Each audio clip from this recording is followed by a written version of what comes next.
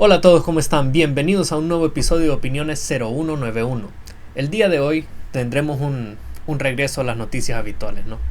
Y pues para comenzar, comenzaremos con el día de hoy, que las Fuerzas de Defensa Israelí, el FDI, ha confirmado la muerte del líder de Hamas, Yahya Sinwar. Según fuentes, el líder se dirigía al norte de Gaza mientras huía. He aquí un fragmento de los últimos momentos de Sinwar antes de ser eliminado. Observen.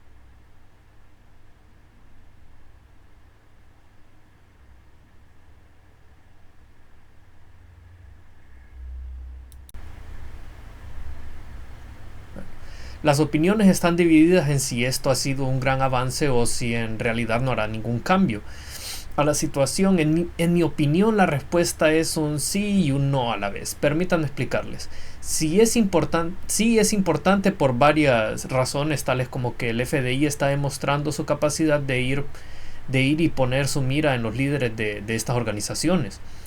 Y ya que muchos sabemos que hay conflictos que se dan, ya que los líderes se sienten seguros y resguardados.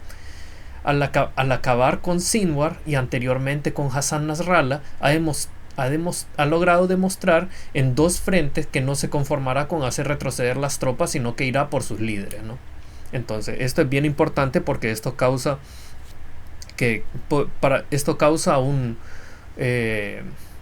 razones para poderlos disuadir, que no sigan haciendo los mismos ataques.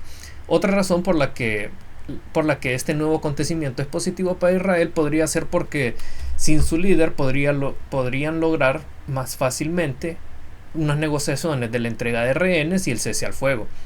Ahora, ¿qué tan probable es que esto suceda? En mi opinión es bastante baja, ya que como se pudo ver con el ejemplo de Hezbollah, al eliminar a Hassan Nasrallah ya estaba listo el segundo e incluso el tercero al mando para tomar el poder. Como ustedes vieron, mataron a Hassan Nasrallah, luego al segundo al mando y había ya un tercero listo. Entonces esto no es así de fácil como que logramos eliminar a su líder y pues se van a rendir. Esto no es así de fácil, o si no hubiese seguido esta guerra durante tanto tiempo.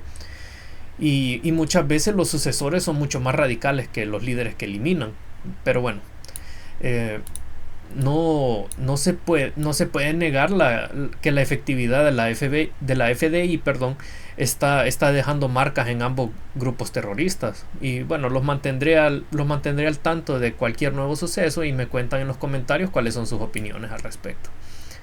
En otras noticias, la Oficina de Gestión de Tierras de Estados Unidos ha anunciado el plan solar del oeste, el cual planea utilizar 31 millones de hectáreas de tierra cruzando 11 estados para el desarrollo de granjas solares. Un congresista republicano se ha pronunciado en contra de este plan, llamándolo absolutamente ridículo, ya que le costaría una increíble cantidad de dinero a los contribuidores por una fuente de energía poco confiable. Hay muchas cosas que se deben tomar en consideración con las energías renovables, que normalmente no las exponen, no nos las enseñan en la escuela y que no nos hacen pensar, y que lo único que nos hacen pensar es que estas son unas maravillosas fuentes de energía sin ningún defecto. Pero bueno, hablemos un poco acerca de cuáles son estos defectos que tienen estas fuentes. Primero que nada debemos de tomar en consideración la producción de las baterías, las cuales utilizan varios químicos que son bastante difíciles de reciclar, manejar, y existe un gran peligro que estos químicos se filtren hasta llegar a las fuentes de agua subterránea. Y para todas las personas que no lo saben, las baterías de este tipo que se planean usar usan el elemento de cobalto, como un estabilizador. Y no es solo en este tipo de baterías, se utilizan también en todas las baterías de nuestros celulares, de nuestras laptops, de todo, en todo se utiliza. Y el cual en su mayoría viene de las minas de esclavos en el Congo manejadas por empresas chinas. ¿No me creen? Aquí les dejo un video tomado por Siddhartha Kara, quien arriesgó su vida contra hombres armados para tomar este video. Observen.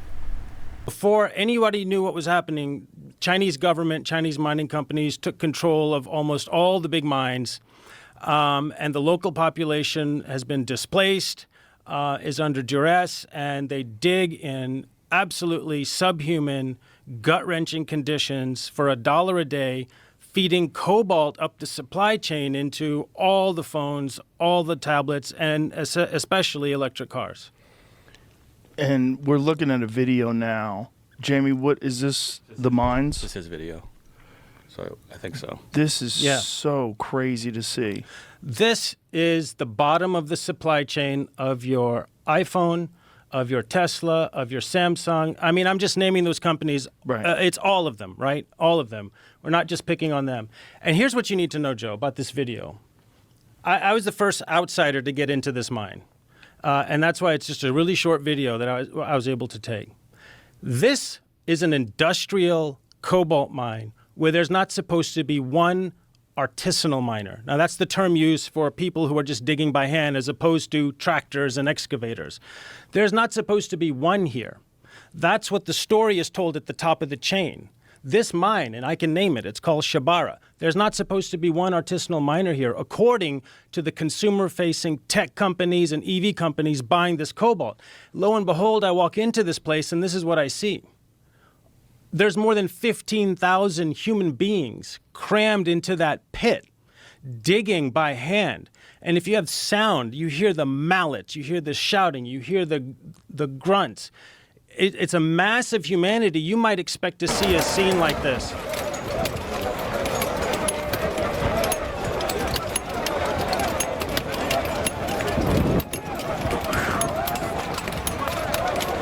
So there's a term that gets used, clean cobalt. There's no clean cobalt. It's not real. No. It's all marketing. It's all PR. It's a fiction. Just like that place, there's not supposed to be any artisanal mining there. It's all done industrially. That's the story told at the top of the chain. And people assume, I mean the marketing teams at big tech and EV companies assume, well, who's going to go down there and actually walk into the place and grab a video that shows, no, it's actually all raw human force that is clanking that cobalt out of the ground. So there's no clean cobalt. There's not a single company on planet Earth that makes a device that has a rechargeable battery in it that can reliably and justifiably claim that their cobalt isn't coming from sources like that. And that's the truth that needs to get out there. That's the truth people need to understand, because this is a story that goes back generations. Y yo no vengo aquí como alguien que tiene una posición moral más alta que la de ustedes. Todos los que están viendo este video y yo somos igual de culpables por no informarnos de qué es lo que en realidad cuestan nuestros lujos y comodidades. No me quiero salir mucho del tema, pero en otro fragmento del podcast él cuenta que hay madres con hijos en sus espaldas trabajando en estas minas sin máscaras ni nada, pues nada de protección. Andan en chancletas en realidad. Ustedes que acaban de ver este video pudieron verlo, yo no estoy mintiendo. Y hay un alto índice de cáncer y de bebés naciendo con deformidades en esta zona. Entonces hay que hacer conciencia de que este tipo de cosas están sucediendo de que este tipo de cosas están sucediendo y ponernos a pensar que esto es lo que estamos fomentando cada vez que queremos que todos nuestros carros sean eléctricos y que existan granjas solares que necesitan una cantidad inimaginable de baterías que utilizan este elemento. Lo más que yo puedo hacer por esta causa es hacer un poco de conciencia y que más personas sepan para que por lo menos se les den condiciones humanas de trabajo a estas comunidades. Les voy a dejar un link en el podcast para el podcast de Joe para que vean lo que sufren estas personas mientras las empresas dueñas hacen miles de millones. Bueno, otro punto que le preocupa, perdón, al congresista es el hecho de que este plan puede infringir contra el acta de Taylor de las tierras de pastoreo y que puede afectar de una forma negativa a los ganaderos locales. Es una preocupación completamente válida, la verdad, que yo no la había pensado hasta que vi en el artículo. Y obviamente, porque obviamente uno cuando piensa de que van a hacer este tipo de proyectos es que de seguro lo van a hacer en medio del desierto donde no molestan a nadie, pero en realidad no. Como lo está diciendo él, hay varias tierras ahí que hay que tener en consideración que pueden afectar a los ganaderos. Y para no terminar esta sección en un punto tan triste, quiero que sepan que hay empresas como Tesla que están trabajando en desarrollar baterías que usan otros elementos mucho más comunes y menos tóxicos como el hierro. Así que hay esperanzas, por mientras estos proyectos de granjas solares me parece que no son tan factibles porque hasta la manufacturación de los paneles, es bastante dañino para el ambiente. Entonces creo que hay que bajarle un poquito, hay que seguir utilizando lo que siempre hemos utilizado, los combustibles fósiles, hasta que ya tengamos unas mejores opciones. Tal vez logran desarrollar una forma más fácil para hacer hidrólisis en el agua y poder tener motores de hidrógeno. Y bueno, hay tantas cosas que pueden suceder, ¿no? Entonces los mantendré al tanto también, cualquier cosa que yo me dé cuenta. Bueno, y hablando de cosas dañinas, por poco se desatan nuevamente los saqueos de BLM, de Black Lives Matter, para los que no saben. Esto debido a que un oficial neutralizó la amenaza de Sidney Wilson cuando ésta lo atacó con un cuchillo sin ninguna provocación. Antes de que me digan y antes de que me vayan a decir racista y que protejo a los policías. No, miren. Antes de que vayan a decir eso, miren este fragmento.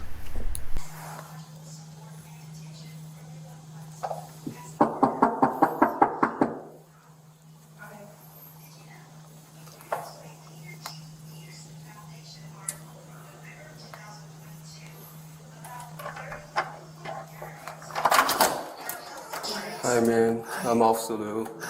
How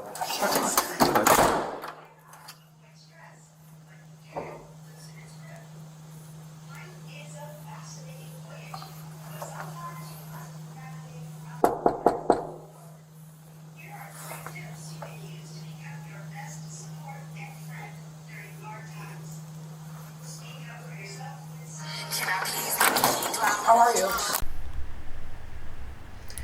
El oficial Peter Liu, quien fue llamado a hacer un chequeo de bienestar por petición del doctor que atendía al atacante, quien dijo que temía por la salud mental de la paciente.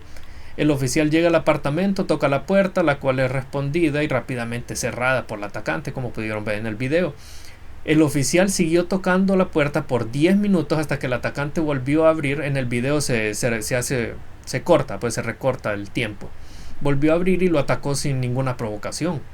Si miran todo el video verán que hasta le dio la oportunidad de detenerse luego de que le había cortado la cara, porque en el video ustedes pudieron ver que de la nada sacó el cuchillo y le hizo así, le logró cortar la cara en esa estocada.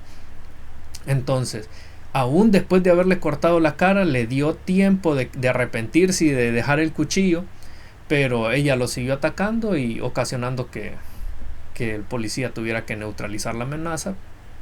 Y bueno, si quieren ver el video completo, búsquenlo ustedes, porque estar compartiendo esos links me puede afectar el canal. Bueno, y esto solo para mencionar que, por ejemplo, el uso de las cámaras de los policías, todo fue por los saqueos de BLM. Los activistas estuvieron pidiendo que a todos los policías les pusieran cámara, porque los policías eran unos bárbaros que solo cometían este tipo de actos a personas que no estaban armadas, y siempre era un problema. Entonces me parece que eso fue de las únicas cosas buenas que salieron de esos saqueos, que los policías ahora están utilizando las cámaras y ya no hay excusas, pues ya no hay excusas, porque si no hubiesen estado estas cámaras, este policía pudo haber perdido su trabajo, pudieron haber manchado toda su reputación, incluso pudo haber ido a la cárcel. Entonces, me alegro que hayan cámaras ahora, y la verdad que me toca felicitar al policía, porque yo la verdad no hubiera tenido la paciencia de esperar a esa mujer a que volviera a atacar. Desde la primera creo que yo lo hubiese hecho. Ya desde ahí ameritaba que lo hiciera, la verdad. Estaba en peligro su vida. Y bueno, tal vez si hubiesen habido cámaras en aquel momento, el caso de George Floyd no hubiese llegado a tales consecuencias, porque hubiesen mostrado la historia completa, en donde él ya estaba con dificultades para respirar antes de que todo el incidente ocurriera, ya que él había consumido una dosis letal de fentanilo. Lastimosamente solo tenemos la última parte, en donde el policía está encima de él, y pues con eso fue juzgado el policía, porque las pruebas de que él tenía niveles letales de fentanilo se perdieron, nunca se tomaron en cuenta. Y bueno, fue un juicio político, la verdad, al final eso. Y bueno, hablando de historia, el expresidente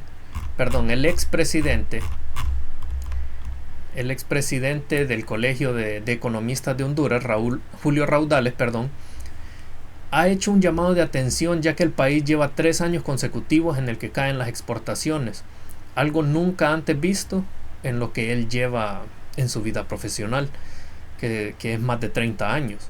Cifras del Banco Central confirman estas declaraciones, en las que se reporta que hasta el mes de julio las exportaciones habían bajado un 4.4% comparado con el año anterior. Raudales también advierte de una lenta pero constante alza de las importaciones del país, y que con la devaluación de la moneda resultará en una alza de precios considerable si la situación no se revierte. Según el Banco Central, las importaciones han aumentado 2.6% comparado al año anterior. No es un alza tan grande, pero como él dice, es lento, pero no ha parado, es constante.